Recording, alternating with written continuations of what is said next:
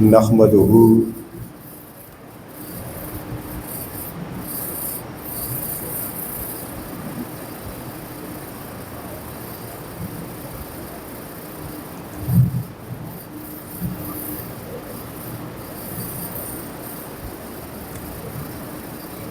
نحمدہ ونصلی ونسلم علی سیدنا و مولانا محمد رسولہ النبی الکریم۔ بسم اللہ الرحمن الرحیم۔ الا ان اولیاء اللہ لا خوف علیہم ولا هم یحزنون۔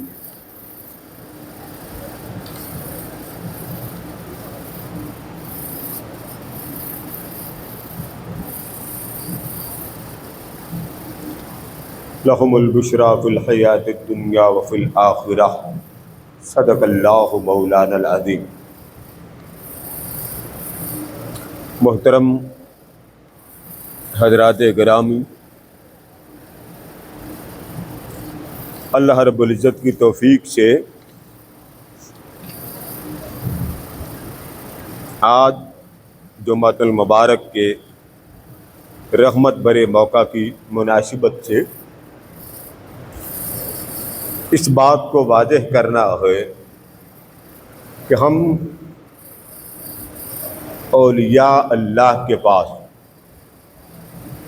جانا، ان کی تربیت میں جانا، ان کی صحبت میں جانا، ان کی مجلس میں جانا، ان سے اپنی زندگی کی مشاورت کرنا، ان کی صحبت سے اپنے عقیدے کو، اپنی ذات کو، اپنی حیات کو اللہ اور اللہ کے رسول کے ساتھ منسلک کرنا کیوں ضروری سمجھتے ہیں، یا ان کی صحبت، ان سے تعلق، ان سے نسبت، ان کی زندگی سے ہمیں کیا ملتا؟ یہ ایک ایسا موضوع ہے جس کو ہمارے معاشرے میں لوگوں نے بہت زیادہ مطالعہ نہ کرنے سے اس طرح کا کر دیا ہے کہ آپ اولیاء، عرفاء، صلحاء، اتقیاء، اصفیاء، ندباء، ان کی بات کا پہلا ٹائٹل بولنے کی دیر ہوتی ہے لوگوں کو چہرے بتا دیتے ہیں کہ لوگوں کی رغبت اس بات کو سننے کو تیار نہیں۔ اور جو ہمارے معاشرے کا دوسرا پہلو ہے وہ یہ کہ ہم مطلق جو ولی کو، اول تو ولی کا کنسپٹ ہی لوگوں کو معلوم نہیں، ولی ہوتا کون ہے، ولی کہتے کس کو ہے، ولی کی تعریف کیا ہے۔ ایک شخص بنگڑے ڈال رہا ہے، اس نے پگڑی باندھی ہوئی ہے، لمبی داڑھی ہے، اس کی بالوں کی کٹنگ بھی اس طرح کی ہے کہ دیکھ کے طبیعت کو الجھن سی ہوتی ہے۔ بندہ سوچتا کہ کیا اس کو ولایت کہتے ہیں؟ بعض جگہ پر ہمارے ہاں وضع قطع کے علاوہ ان کی کیفیات ایسی بن گئی ہیں کہ وہ اس طرح کی گفتگو کرتے ہیں کہ سننے والا پریشان ہو جاتا ہے کہ پتہ نہیں یہی ولایت ہے، شروع سے ایسا رہا، شاید اگر یہ ایسے ہیں تو پہلے بھی ایسے ہوں گے۔ تو آج میں چاہتا ہوں صرف حضور علیہ السلام کے ارشاد عالیہ سے ہم سمجھے سب سے پہلے کہ اولیاء کیا ہوتے ہیں، ان کا مقام کیا ہوتا ہے، ان کا مرتبہ کیا ہوتا ہے، اور ان کی پہچان کیا ہوتی۔ پھر آگے جا کے جب یہ پہچان ہو جائے تو ہماری زندگی ان کے ساتھ کیوں وابستہ ہے۔ ہم قرآن پڑھتے ہیں، ہم حدیث پڑھتے ہیں، جب قرآن مل گیا، حدیث مل گئی، پھر ولیوں سے قطع تعلق کے بغیر ہم چل کیوں نہیں سکتے؟ کیا ولی ضروری ہے؟ کیا ولی کے ساتھ ناطہ ضروری ہے؟ کیا ولی کے ساتھ تعلق ضروری ہے؟ آخر ان کی اہمیت، قرآن مل گیا، حضور علیہ السلام کے ارشاد مل گئے، پھر ولیوں کی صحبت کی ضرورت کیوں؟ اب میں سب سے پہلے تو قرآن مجید کے سایہ مبارکہ کو سمجھ لیں۔ ارشاد فرمایا الا ان اولیاء اللہ لا خوف علیہم ولا هم یحزنون۔ اللہ پاک نے فرمایا میدان محشر ہوگا، ہر کوئی پریشان ہوگا، ہر کوئی پکار رہا ہوگا सवा नेज़े पर सूरज की हरारत होगी, हर कोई बिलक रहा होगा कि आज कोई बचाए। तो इरशाद फरमाया उस वक्त मैदान महशर की हरारत वाली ज़बान पर मेरी मोहब्बत वाले खुश मुसर्रत और मुस्कुराते हुए तुम्हें नजर आएंगे। हैं वो भी अल्लाह के, है सारी मखलूक अल्लाह की, मगर अल्लाह खास तबके का जिक्र कर रहा है, आम लोगों का जिक्र नहीं कर रहा। आगे उनके बारे में इरशाद फरमाया कि ये वो लोग हैं कि जिनकी हालत ये है कि अल्लाह तबारक व तआला ने इनको इनके तकवे के बल बोते पर और इनकी अल्लाह तबारक व तआला अल्लज़ीना आमनु व कानु यत्तक़ून लहुमुल बुशरा फिल हयातिद दुनिया, फरमाया वली की अलामत ये होगी वो मोमिन होगा। पहली बात समझ गया ना, वली गैर मोमिन नहीं हो सकता। यहाँ लफ्ज मुस्लिम नहीं फरमाया, ये बात फिर आएगी।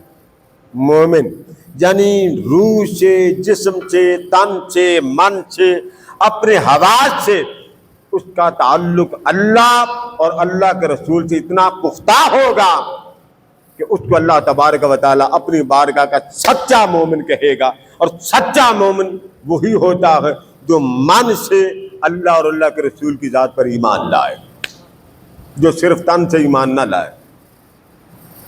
तन और मन ये कॉन्सेप्ट एक हकीकत है। उसके बाद फरमा लहुमुल बुशरा फिल हयातिद दुनिया, उनके लिए खुशखबरियाँ मैदान महशर में भी, यहाँ भी, फिल हयातिद दुनिया, दुनिया में भी, व फिल आखिरा, और आखिरत में भी। लोग कहते हैं ये एतराज़ात की झैल में आएगा कि बाद लोग ये एतराज़ करते हैं, ये वो बात। अभी मैं सीधा चल रहा हूँ ताकि कुरान मजीद और हदीस नबवी सल्लल्लाहु तआला अलैहि वसल्लम से ये बात आपको मिल जाए। अब थोड़ी सी बात मैं कुरान से कर, बाद लोग कहते हैं जी सिर्फ कुरान काफ़ी, हमें किसी हदीस की और सुन्नत नबवी की माज़अल्लाह कोई ज़रूरत नहीं। थोड़ी सी बात हल कर लेते कुरान से, फिर आगे चलते। आप जब नमाज पढ़ते हैं, नमाज में सबसे पहले आप क्या करते हैं? वुजू, ठीक है। अब कुरान मजीद में वुजू की तरतीब ही उल्टा है। फग़सिलू वुजूहकुम व अयदियकुम इलल मराफ़िक़ वमसहू बिरुऊसिकुम व अर्जुलकुम इलल, बस। न बिस्मिल्लाह, न औज़ु बिल्लाह, न पहले हाथ धोए, फिर क्या करें? जरा बोलते जाइए। कुली, फिर क्या करना? ये, फिर क्या करना? चेहरा, फिर क्या करना? बाजू, फिर क्या आ गया? ये पूरी तरतीब कुरान में ही नहीं तरतीब। फ़ग़सिलू, कुरान में वज़ू के फ़राइज़ बयान हुए, तरतीब नहीं। अब आगे चले। जब नमाज आप पढ़ने जाते हैं तो क्या सुनकर जाते हैं कि नमाज का वक्त हो गया? अजान, पूरी कुरान में नहीं। यानी आप कुरान पाक पकड़ ले और कह दिया अल्लाहु अकबर, अल्लाहु अकबर 4 बार कहना, पूरे कुरान में नहीं। अशहदु अल्ला इलाहा इल्लल्लाह, अशहदु अन्ना मुहम्मद 2 बार कहना है ही नहीं। हय्या अलस सलाह, हय्या अलल फलाह 2 बार कहना कुरान में नहीं है। उसके बाद तकबीर कब पढ़ते? जब जमात करानी हो, पूरी तकबीर ही कुरान में नहीं। निकाह इजाब कबूल कुरान में नहीं है। इसका मतलब ये कि लेके भाग जाए बेगम साहबा को, ना इजाब ना कबूल। इतना आता वहां लफ्ज़ फे रा द्वाद आता, हक के महर, बस। गवाह, हक के महर, बस। और कोई डेफिनेशन नहीं आती कि आप जाएं और बेगम साहबा को लाएं, गवाह बनाएं और फिर जाके ये बात करें। रोज़ा आप कब रखते हैं जी? रमज़ान में। और कब रखते हैं? बवक्ते सहर। किन चीज़ों से बचते हैं? कुरान में ही नहीं। 3 चीज़ें बचते हैं ना, नहीं। तो आप रोज़ा कैसे रखते हैं? मैंने आपको निकाह से चलाया, नमाज से शुरू किया। अब आप नमाज शुरू करें। नमाज कैसे करते हैं? अल्लाहु अकबर। सबसे पहले क्या आप पढ़ते हैं? सना, पूरे कुरान में नहीं है। जब आप रुकू में जाते हैं क्या पढ़ते हैं? سبحان ربی العظیم، سبحان ربی الاعلیٰ، یہ دونوں لفظ الگ الگ ملتے ہوں، سبحان ربک ربک العزت عما یصفون. بس اب آگے چلیں. التحیات پوری قرآن میں نہیں ہے سوائے رب جعلنی، 13ویں پارے کے اینڈ پہ آتی ہے رب جعلنی مقیم الصلاۃ و من ذریتی. اب آپ کی تو ساری نماز ہی قرآن میں نہیں تو پڑھتے. یہ جو وقت آپ متعین کیے ہوں، سورج کا نکلنا ڈوبنا، یا جب زوال آ جائے تو نہیں پڑھنی، زوال ہٹ جائے تو پڑھنی، پھر ظہر پڑھنی، پھر عصر پڑھنی، پھر مغرب، نہیں ہے. جبکہ قرآن کہتے ان الصلاۃ کانت علی المؤمنین کتابا موقوتا، نماز کے اوقات مقرر ہے. یہی کوئی اتنا بڑا ظلم آپ کر رہے ہیں، اور معاذ اللہ ہماری نوجوان نسل فوراً آنکھ بند کر بس یہ کہہ رہا ہم نے مصطفیٰ کو ماننا ہے، ہم نے کسی اور کو تو نہیں ماننا. کائنات میں ہر ملک کا ایک آئین ہوتا ہے نا، یہ تو بات میں آپ کو آپ کی زبان میں سمجھاتا. ہر ملک آئین بناتی، اس آئین کے بعد اس کا دستور بنتا ہے، پھر اس آئین 6 منشور بناتے ہیں ہم نے کرنا کیا.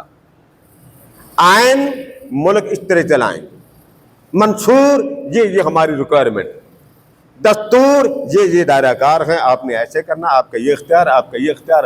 یعنی 3 چیزیں کائنات کے ہر ملک میں ہیں. رب ذوالجلال نے جب قرآن نازل کیا تو قرآن کو آئین بنایا. اب دستور کون سمجھائے گا؟ اللہ نے تو نہیں سمجھانا. منشور کون سمجھائے گا؟ اللہ نے تو نہیں سمجھانا.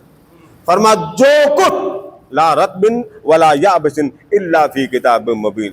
فرما ہر خشک شے میں نے قرآن میں رکھ دی ہے، ہر تر شے میں نے قرآن میں رکھ دی ہے اور محمد کے دل پہ نازل کر دی ہے.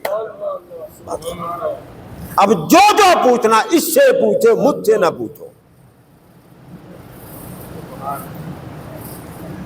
پوری دنیا میں پڑھا لکھا بندہ جب کھڑا ہو کے کہتا مجھے قرآن کافی، آپ کو میں ہر بات دلیل سے دیتا ہوں. پورے قرآن میں وہ ایک آیت دکھا دے جس میں قرآن کہے میں قرآن ہوں،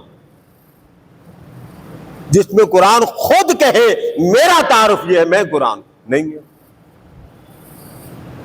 یہ جو بنا ہوا نا حدیث صحیح حدیث صحیح، میں اس کو بھی آپ کے سامنے جب ایکسپلین کروں گا تو آپ دنگ رہ جائیں گے کہ حدیث صحیح کا لفظ ہی قرآن میں نہیں ہے.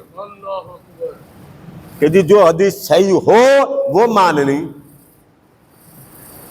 ہم لوگ مسلمان ہیں، میں آپ کو آپ کے ایک مزہ والی بات بھی سنا دوں. ہم سب کون ہیں؟ پیشاب کھڑے ہو کے کرتے ہیں یا بیٹھ کے؟ جی پکی بات ہے.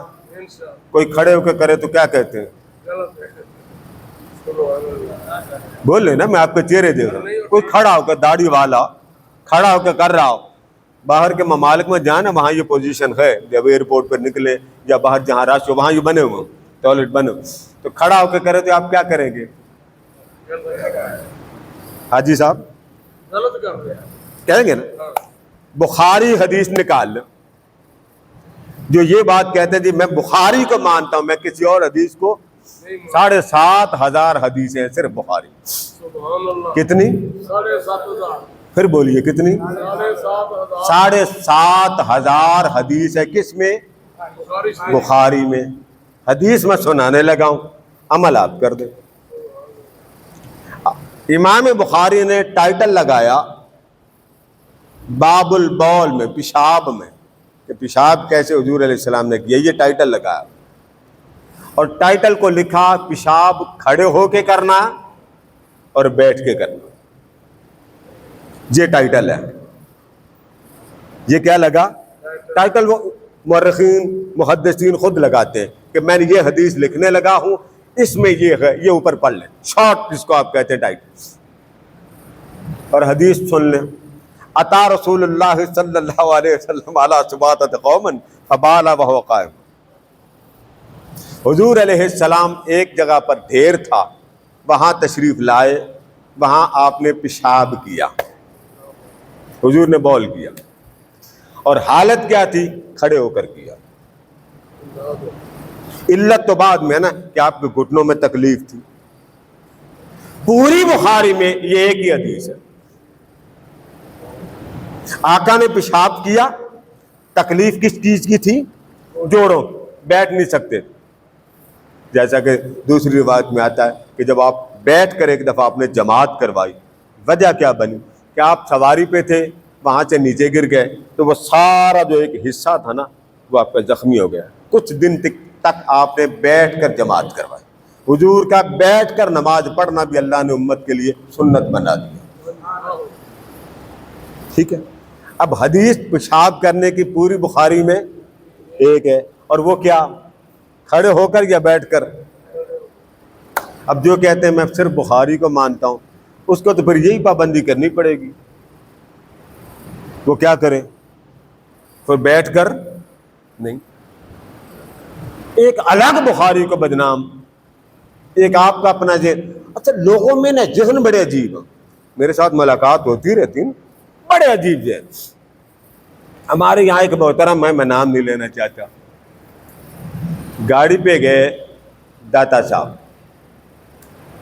وہ جو ان کا ڈرائیور تھا وہ اولیاء کو نہیں مانتا تھا. انہوں نے, وہ جو محترم تھے, انہوں نے کہا قادری صاحب ولیوں کو ماننا کیوں ضروری؟ میں نے تسلی سے ان کو قرآن پاک کی آیات بتا دی. سلام کر کے ہم نیچے آئے تو ڈرائیور نہیں تھا جو لے کے گیا تھا, مجھے نہیں پتا تھا یہ اس مسلک کا. میں نے کہا وہ کدھر گئے؟ وہ کھلکھلا کے ہنس پڑے. میں نے کہا وہ آپ کے ڈرائیور کدھر ہے؟ کہتے ہیں وہ اندر سلام کرنے گیا ہے. میں نے کہا ٹھیک ہے, میں نے پوچھا نہیں تھا. مجھے کہتے ہیں آپ کو پتہ نہیں چلا؟ میں نے کہا مجھے نہیں پتا. اس نے کہا جی وہ ولیوں کو نہیں مانتا تھا, آپ نے قرآن مجید کی آیت پڑھی, اب وہ سلام کرنے گیا. لوگوں میں 90% نہیں, 90% نہیں, 99% دین نہیں پڑھتے. اب یہ جو آپ کے جسم پر کیا, ذرا دیکھیے نا, یہ کیا لباس کس کا؟ میرا. ٹوپی میری, اینک میری, یہاں سارا کچھ میرا. بیگم میری, بچے میرے, ٹبر میرا. یہاں غیر اللہ کا شرک کا فتویٰ نہیں لگے گا. آپ صرف کہہ دیں میں داتا کے پاس جانوں, اب فتویٰ لگے گا جی غیر اللہ کا نام کیوں لیتے؟ جس شے پر غیر کا نام آتا ہے, جو میں نے پورا مضمون لگایا تھا وہ شرک. یہ قرآن کی کس آیت میں؟ امام بخاری نے ایک باب قائم کیا, باب امام بخاری, اور قائم باب کیا ہے ان اشیاء کا نام لیا. آقا دو علیہ السلام کا ڈنڈا مبارک, حضور کے نالین مبارک, حضور کا پیالہ مبارک, حضور علیہ السلام کے استعمال کی انگوٹھی مبارک, حضور علیہ السلام کے زیر استعمال کئی چیزیں, مصلی مبارک, یعنی وہ چیزیں تھی جو اس دور میں تھی. اور ٹائٹل پتہ کیا لگایا؟ یہ ہے وہ سامان جس سے صحابہ تبرک حاصل کرتے تھے. یہ کس نے باب لگایا؟ امام بخاری. کس نے پڑھنی بخاری؟ ہمارے یہاں ایک محترم آئے ایڈمیشن کے لیے, وہ تھوڑی سی دف بچ گئی بس, وہ تڑپ کر بولے یہ کیا؟ مجھے پتا نہیں تھا. میں نے کہا حضور ہوا کیا؟ یہ دف حرام ہے. یہ حرام حلال صرف وہی کہہ سکتا ہے جس کا سبجیکٹ ہو. جلیبی بیچنے والے کا حرام حلال سے کوئی تعلق نہیں, اس کا تعلق ہے سنے بس. میں نے کہا محترم داڑھی رکھی اس نے. میں نے کہا محترم آپ داخلہ کے لیے نہیں یہ اس کو پہلے کلیئر کریں. میں نے کہا آپ نے عربی پڑھی؟ میں ممبر پہ بیٹھ کے یہ بات کہہ رہا ہوں, اور آپ کو پتا ممبر پہ بات بیٹھ کے کرنا چھوٹی بات نہیں, اللہ کو جواب دینا, یہ نسبت رسول. میں نے کہا آپ نے عربی پڑھی؟ ہاں مجھے عربی آتی. انہوں نے LLB کیا ہوا تھا, وہ زندہ, وہ حضرت صاحب ابھی زندہ. میں نے بخاری اٹھائی, عربی کی کھول کے سامنے رکھ دی, یہ تو نہیں مجھے آتی. آپ بیٹھے ہوئے, میں عربی آپ کے سامنے رکھوں, یہ لکھی ہوئی ہے, نہیں پڑھ سکتے, تو آپ کہتے کہ مجھے ریفرنس دے. مجھے کہنے لگے, اب جملے سے مجھے کہنے لگے دف حرام ہے, حضور نے حرام. میں نے آپ کو کئی بار کہا حرام جب نبی کسی شے کو کہتا ہو, اس دلیل کو کہتے ہیں متواترہ. یہ 3 دلیلیں یاد رکھ لیں. یہ پہلی, اس کو کہتے ہیں متواترہ, تواتر, ٹھیک ہے. جس کو آپ انگریزی میں کہہ سکتے ہیں پاپولر، جو بہت معروف ہے. معروف حدیث کی ایک قسم ہے مگر یہ پاپولر وہ نہیں. متواتر کسی عالم سے پوچھ لیں، جب کسی شے کو نبی کہہ دینا یہ حرام ہے، وہ حدیث بنتی ہے تب حرام جب سننے والے کثرت کے ساتھ حضور سے سنا ہو. قرآن کا حرام الگ ہے اور نبی کی زبان سے جو نکلا ہوا حرام ہے وہ الگ ہے.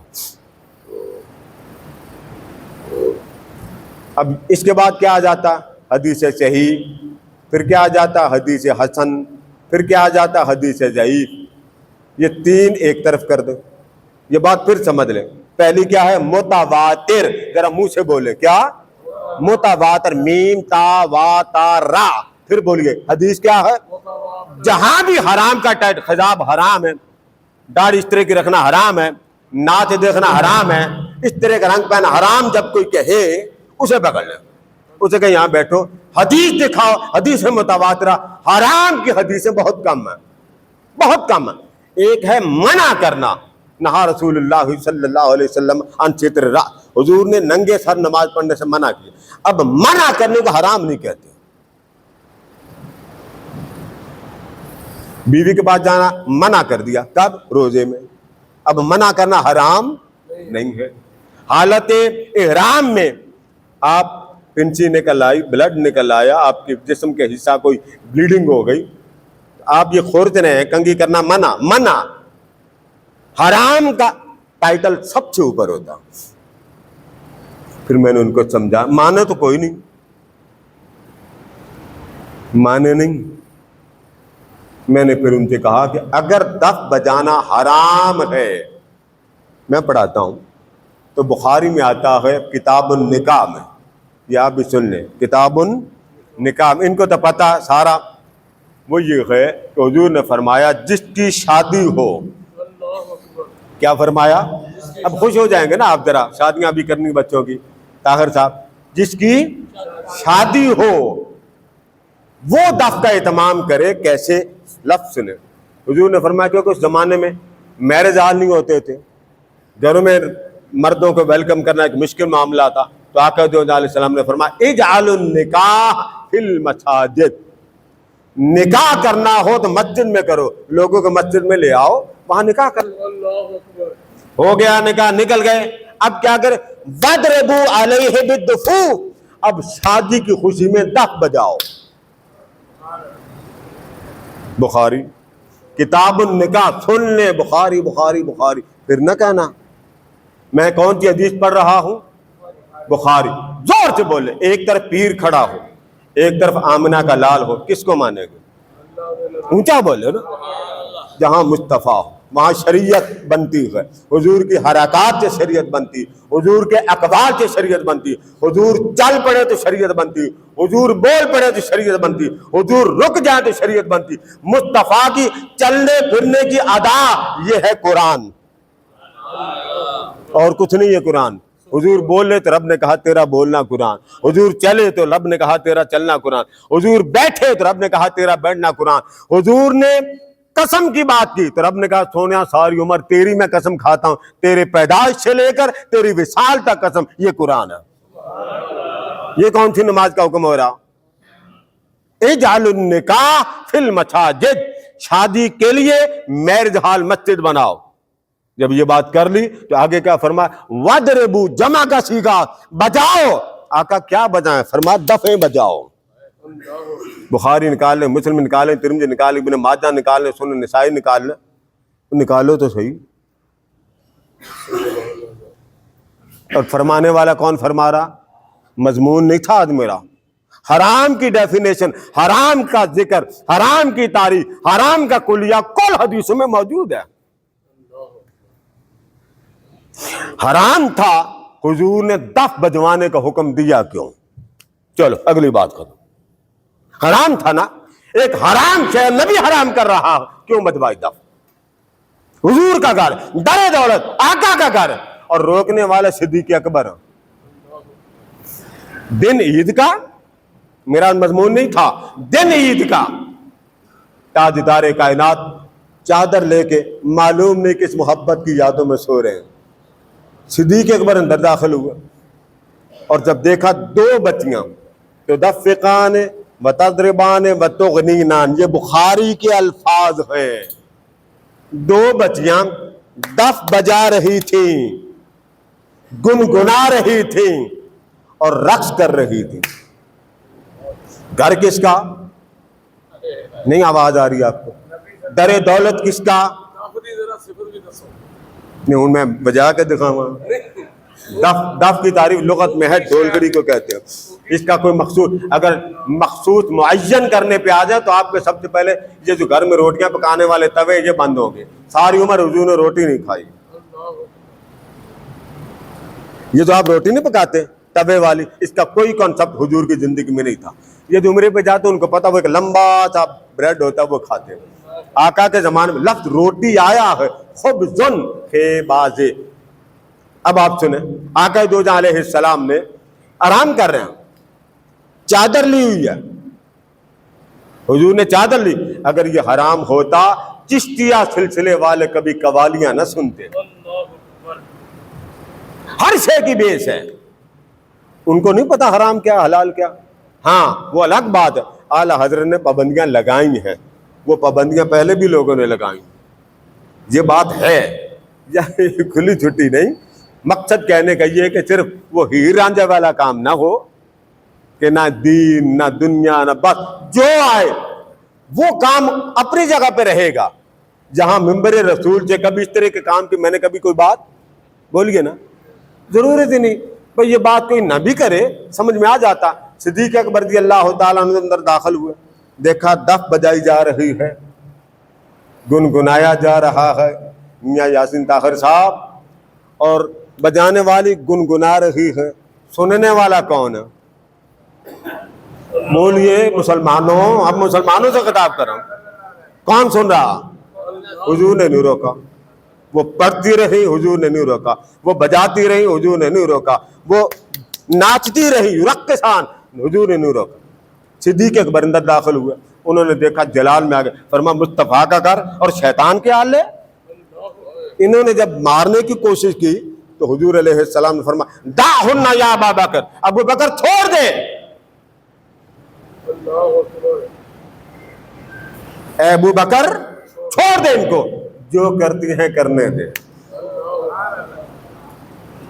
ہماری طبیعتوں میں یہ رنگ آنا تھا، ڈنڈی کیوں مارے؟ یہاں جتنے حضرات بیٹھے ہیں داڑھیوں والے، میں ان سے پوچھوں گا یہ رنگ آنا تھا کہ نہیں؟ بچے کی شادی میں باپ نہیں ناچتے؟ ماں کی تو چھوڑ دینا، وہ تو اندر جو ہوتا ہے نا ڈھولکڑی پر، وہ تو سب کو معلوم ہے۔ ہماری ہمشیرہ کی شادی تھی، ان کو معلوم ہے، تو انہوں نے کہا جی ہم نے فوجی بینڈ لانا، ہم نے بس ان کا لے آئے، ہم کیوں منع کریں، جب میں مانتا ہوں تو لے آئے۔ حافظ بشیر صاحب کو پتا۔ اب آقا دو جہاں علیہ السلام نے ابو بکر صدیق کو کیا فرمایا؟ دعہن یا ابا بکر، ابو بکر چھوڑ دے، جو کرتی ہیں کرنے دے۔ اچھا جب یہ چھوڑ کے حضور کی بارگاہ میں، تو آقا نے فرمایا لکل قوم عید وہذا یوم عیدنا، ہر قوم کی ایک عید کا دن ہوتا ہے، آج محمد کی عید کا دن ہے، بجانے دے۔ اسی طرح کئی شادیوں پر مسلم شریف کھولیے، ترمذی کھولیے، سنن دارمی کھولیے، دارقطنی کھولیے، کھولو تو صحیح، بخاری بھری پڑی ہے ان روایات سے۔ آقا دو علیہ السلام کسی شادی میں تشریف لے جاتے، وہاں کوئی دف بجاتا تو حضور آرام سے چپ ہو کے بیٹھ جاتے، سنتے رہتے، منع نہیں کرتے۔ بلکہ بخاری کے الفاظ، بخاری کے راوی حضرت عائشہ صدیقہ رضی اللہ تعالی، کسی خاتون کا میک اپ کرنا تھا، اس کا میک اپ ہوا، میک اپ کرنے کے بعد آقا دو علیہ السلام نے اپنی اہلیہ سے فرمایا، ام المؤمنین سے، کن سے؟ جا بول گیا نا، ڈرتے ہیں کیوں؟ کس سے؟ ام المؤمنین سے فرمایا وہاں کوئی گانے والی بھی بھیجی ہے کہ نہیں بھیجی؟ اب میرے کہنے والے لفظوں کا معنی اپنی مرضی کا نہ لگائیں، یعنی میں اگر کہوں تو آپ گھر چلے جائیں قادری صاحب نے آج کھاتے ماری، نہ، لفظ وہ پکڑے جو آمنہ کے لال کے۔ تو حضرت عائشہ صدیقہ نے فرمایا، آپ اندر تشریف لائے، فرمایا عائشہ اس کو دلہن بنا دیا، حضور بنا دیا. یہ بخاری ہے، میں پھر کہہ رہا ہوں بخاری ہے، جس کو صحیح البخاری کہتے ہو. فرمایا آپ نے اس کو بیک اپ کر دیا؟ جی کر دیا. فرمایا کوئی گانے گانے والی، کوئی گیت گانے والی، لفظ گانا اردو کا، گیت بھی اردو کا، عربی کا نہیں ہے. فرمایا کچھ بول چول والی، کوئی گنگنانے والی بھیجی. تو انہوں نے عرض کیا حضور وہ کیسے؟ فرمایا وہ قبیلہ ہے اس طرح کا، وہ اس طرح کے گانے پسند کرتا. کتنا اچھا ہوتا اگر کوئی گانے والی بھی بھیج دیتی. مطلب غلط نہ لیں، ہمارے مسلمانوں میں یہ بیماری بڑی. یہ جی وہ کہتا گانا سنے، کون کہتا آپ کو؟ لفظ کا اطلاق. آپ قومی ترانہ نہیں سنتے؟ وہ گانا پاک سرزمین، یہ لب پہ آتی ہے دعا بن کے تمنا میری، یہ کیا؟ یہ ملی نغمہ. لفظوں کے الگ الگ معنی. تاجدار کائنات کے وہ ثنا خان جنہوں نے حضور اکرم صلی اللہ تعالی علیہ وآلہ وسلم کی نعت خوانی کی. لفظ نعت خوانی عربی میں نہیں ہے، عربی میں لفظ اور ہے. تو سمجھانا مقصود یہ ہے کہ کسی شے کو حرام کرنا. اب اکثر لوگ کہتے ہیں جی ولیوں کے پاس جانا ہے ہی حرام. پورے قرآن میں نہیں. اولیاء کے پاس جانا حرام ہے. رب ذوالجلال کو 90 بار اولیاء، ولایت یا ولی کا ذکر کرنے کی ضرورت کیا تھی اگر ولیوں کے پاس جانے کا حرام تھا؟ 90 مقامات پر اللہ پاک نے ان آیات کو بیان کیا. اولیاء، ولی، ولایت جن آیات میں آیا ہے ان کی تعداد 90 ہے.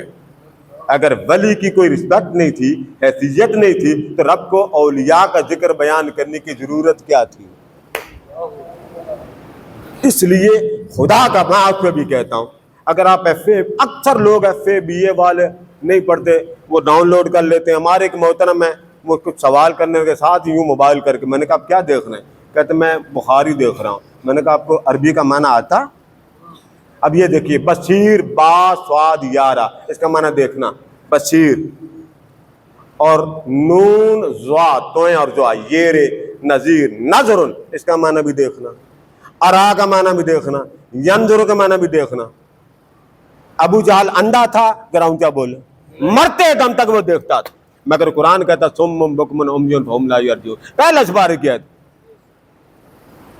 اب کیا ترجمہ کرے گے کہ اللہ پاک نے معاذ اللہ غلط بولا کہ وہ سنتے نہیں تھے، وہ لنگڑے، وہ بہرے تھے، گونگے تھے، اندھے تھے. اب قرآن کے الفاظ آپ کیسے اپلائی کریں گے کہ اس کا معنی یہاں یہ ہے وہاں وہ ہے؟ شراب آپ لفظ بولتے ہیں، شراب، شراب صرف لفظ شین را الف با، کیا معنی اس کا؟ پانی. آپ کسی کو کہتے ہیں میں شراب پیتا ہوں، اس کے آنکھیں کھل جائیں گی. آپ کیا کہہ رہے ہیں؟ بھائی میں پانی پیتا ہوں.